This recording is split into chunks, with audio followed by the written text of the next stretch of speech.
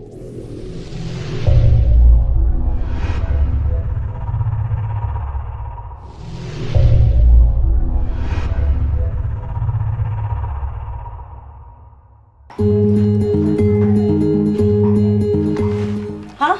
TV જોયા કરો તમે બેઠા બેઠા, અને અહીંયા ઘરમાં મોટી રામાયણ થાય છે વગર ટીવીએ. કેમ, શું થયું હવે? શું થયું? અરે હા, મારી બેન જોઉં તો પ્રોપર એનો જેઠાણી વાળો રંગ બતાવવા લાગી છે. બોલો, હું એને કેટલું રાખું? મારી બેન છે એમ હું કોઈ દિવસ જેઠાણી જેવું ના રાખું, કારણ કે અમે બંને બહેનો રહ્યા એટલે સ્વાભાવિક છે ને કે મારે એની સાથે જેઠાણી જેવું વર્તન તો કરાય નહીં.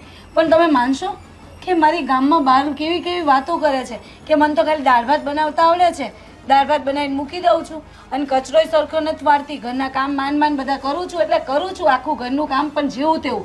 તમે વિચાર કરો, આ તો મને બહારથી ખબર પડે, બહાર લોકોને કેવી રીતે ખબર પડે? સમજાવી દેજો એમને. હા, તમારા ભાઈની હવે તમારી બેન કેવું કે ને તમારા ભાઈની બહુ કેમ? અરે બેન છે ને એ બેન જ રે, તમારા લોહીના સંબંધ છે. અને હું તને શું કહું છું નેહા, તારી વાત હું માનું છું કે નાના મોટી કામ બાબતે તમારા કંઈક ઝઘડા બગડા થયા હોય અથવા અણબનાવ હોય, પણ તને શું કહું કે બહારના લોકોના કહેવાથી આપણે આપણા ઘરમાં દિસવાળી તો ન સોંપાય ને. મેં બહારના લોકોના કહેવાથી નથી ઝઘડા કર્યા, એ મારી બેને કર્યા છે. અને તમે એમ કહો છો કે લોહીના સંબંધ જ છે, પણ એને નથી ખબર પડતી કે લોહીના સંબંધ છે, આપણે ઝઘડા ના કરાય અને બેન સાથે બેન જેવું વર્તન કરાય, બહાર આવી વાતો ના કરાય. પણ નહીં, એને તો બહાર વાતો કરે છે ને ઉપરથી મને કેવી આમ કરીને વાતો કરીને ગઈ. બોલો. ઓહો, તું બિલકુલ ચિંતા ના કર, હું છે ને ગોવિંદભાઈને કહી અને એને ખખડાવીશ કે આ તમે તમારી વાઈફને થોડું સમજાવી દેજો કે મારી નેહાને વારે વારે ટોર્ચર કરે છે. હા, ટોર્ચર નહીં, હું એમ કહું છું કે હું નહીં, એ બહારથી બધી વાતો સાંભળીને આવે છે ને મારી જોડે ઝઘડા કરે છે. મેં તો બહારથી વાતો સાંભળીને ઝઘડોય નથી કર્યો, મેં તો કંઈ નથી બોલી એને, એ જ બધું બોલે છે મને. એટલે એની કાન ભંભેણી કોઈએ કરી હશે, કાં તો પછી એ ગામમાં વાતો ગઈને કરતી હશે ને. અરે એને મારાથી શું તકલીફ છે મને શી ખબર હોય? અરે બેનોને કાંઈ પ્રોબ્લેમ ન હોય, નાનું મોટું અણબનાવ થયો હોય અને બહારના લોકો છે ને લાભ ઉઠાવી જાય. અણબનાવની વાત કરો છો? શું અણબનાવ થાય? આખા ઘરનું કામ હું કરી લઉં છું, હું ના પાડું છું તો રવા દે બેન, હું બધું કામ કરી લઉં, દોડદાઈ થઈને બધું ના પાડું કે ના કચરો હું વાર નાખીશ, આ હું કરી નાખીશ, ચા હું બનાવી દઈશ બેન. અને બેન કશું નહીં કરે અને છતાંય મારી વાતો. અરે કોની સાથે તારી વાતો કરી? આ પેલા બાજુવાળા પેલા શું નામ છે, પેલા રીચાબેન. અરે સીટ, આ રીચાબેનના કહેવાથી તમે લોકો ઝઘડા કરો છો? અરે તને રીચાબેનનો સ્વભાવની ખબર છે? અરે અહીંયાની વાત અહીંયા કરે ને અહીંયાની વાત અહીંયા કરે. અરે ઘરમાં ઝઘડા કરાવે, ઝઘડા. તને નહીં ખબર હોય? અને રીચાબેન હોય એટલું અને કરે એટલું, એટલે એની બોલી લીધું, એમના વખાણ કરી લીધા. શું રીચાબેનનો વાંક કરો છો? એ તો બિચારા સારું થયું મને કહેવા આવ્યા કે આવી રીતે તારી બેન બોલે છે અને તારી બેન તું કરે છે, પણ તારી બેન છે ને તારી ગામમાં વાતો કરે છે. અને તમે એમ કહો છો કે રીચાબેન આમ ને રીચાબેન તેમ. રીચાબેન વિશે કશું નહીં બોલતા હો. હા, અને જે કેવું હોય ને તમે ગોવિંદભાઈને કહી દેજો કે આવી રીતે તમારી બૈરીને સમજાવી દે, બેનને નહીં મારી પણ તમારી બૈરીને સમજાવી દેજો કે મારી સાથે આવી રીતે ગમે તેવી વાતો, મારી ગમે તેમ ગામમાં વાતો નહીં કરવાની અને મારી સાથે આમ કરીને વાતો ના કરશો અમને કે. હે સારું, હવે હું છે ને ગોવિંદભાઈને વાત કરી દઈશ, એ એની વાઈફને ઠપકો દઈ દેશે બસ. અને હવે મોઢું શાંત રાખ, હવે તું શાંત થઈ જા. અને તને શું કહું કે તને આઈસ્ક્રીમ બહુ ભાવે છે ને? નથી ખાવી આઈસ્ક્રીમ, મને ગુસ્સો આવે છે અત્યારે. મને ખબર છે તને આઈસ્ક્રીમ ખાવી છે. નથી ખાવી. તો આજે સાંજે હું તો આઈસ્ક્રીમ ખાવા જવાનો છું, કોઈને ખાવી હોય તો આવે. હા, એટલે તમે એકલા જશો ને? તો તું પણ આવ. હા, તો આવીશ જ ને હું પણ. અને તારી ફેવરિટ અને કહી દેજો તમે બસ. હા કહી દઈશ પાક્કું. હવે ચાલો પેલો ડાબો નાખવાનો મૂકીને ગયા છે, મારે ડાબો નાખવાનો છે. હા સારું, ચાલ. અરે આ બૈરાના કંકાચમાં તો માણસને શું કરવું, સગી બેનો છે, દેરાણી જેઠાણી હોય તો ઝઘડા થાય પણ આ સગી બહેનોમાં ઝઘડા થાય એટલે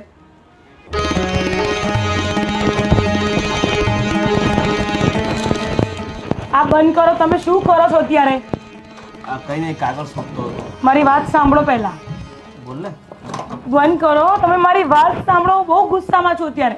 અરે હું વાત કાનથી સાંભળું છું યાર, તું બોલ ને. તમે આ પટારો બંધ કરો પહેલા. મારે નથી સાંભળવું. હાથ આવી જાય અત્યારે, મારે સીધું અહીંયા દવાખાને જવું પડે.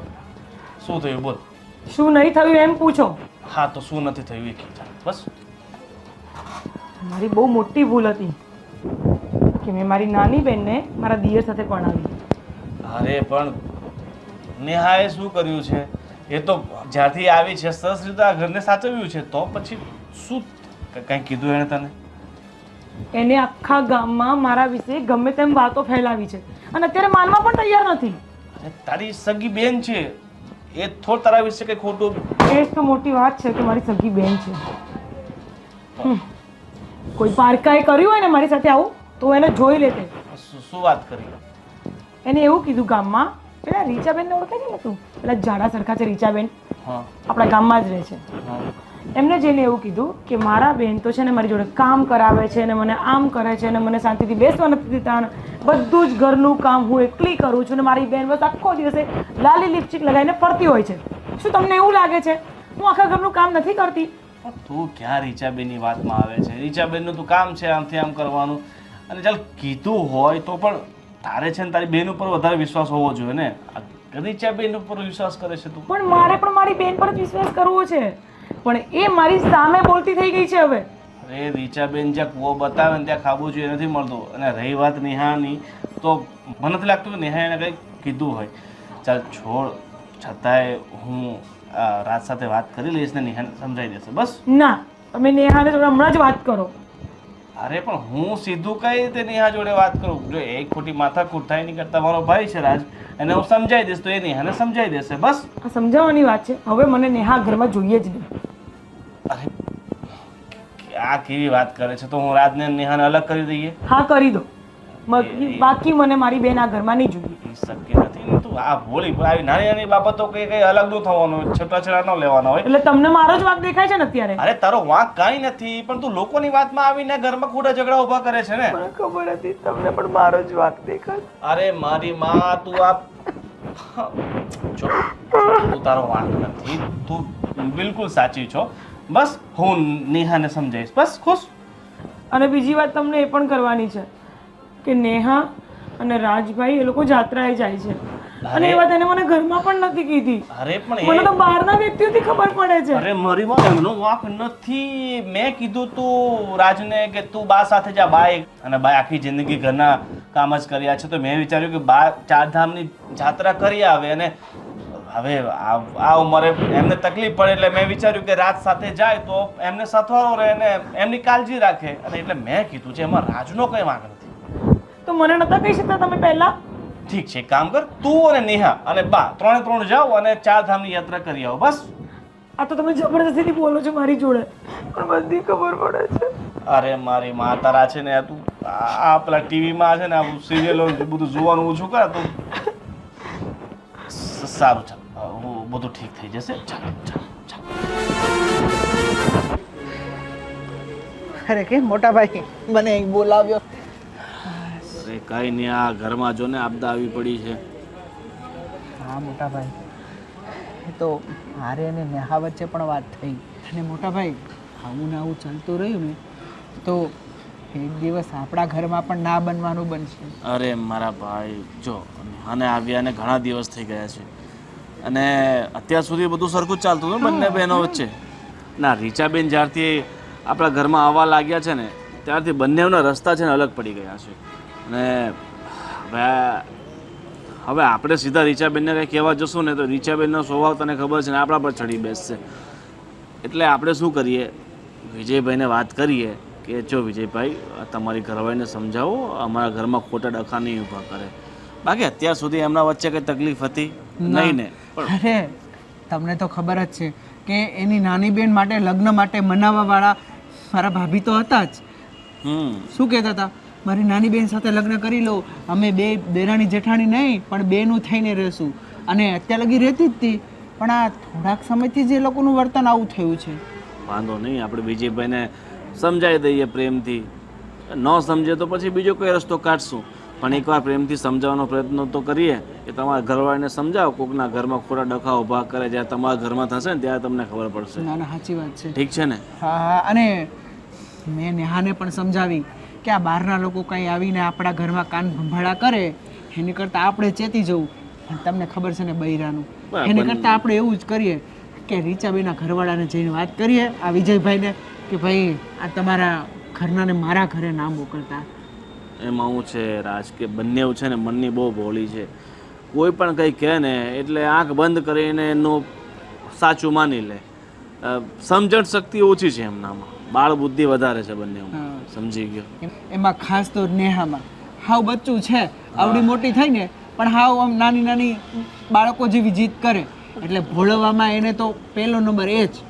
એટલે આપણે વિજયભાઈને મળી આવીએ અને કહીએ કે મહેરબાની કરી અને રીચાબેનને કહેજો કે અમારા ઘરે એના પગલાં ના પડે તો વધુ સારું. ને કામિનીનું તો કેવું છે, કોઈક બે જણા વાતો કરતા હોય ને તો એ કામિની એમ થાય કે મારી વાતો કરે છે. બરાબર ને? એટલે ખોટા વહેમમાં વધારે જીવે. ચલ એ બધું છોડ. કેટલા વાગ્યા? જો હજી તો 8 વાગ્યા છે. આપણે વિજયભાઈને મળી આવીએ, હજી સુતા નહીં હોય. ના ના સાચી વાત. હા ચાલ. હા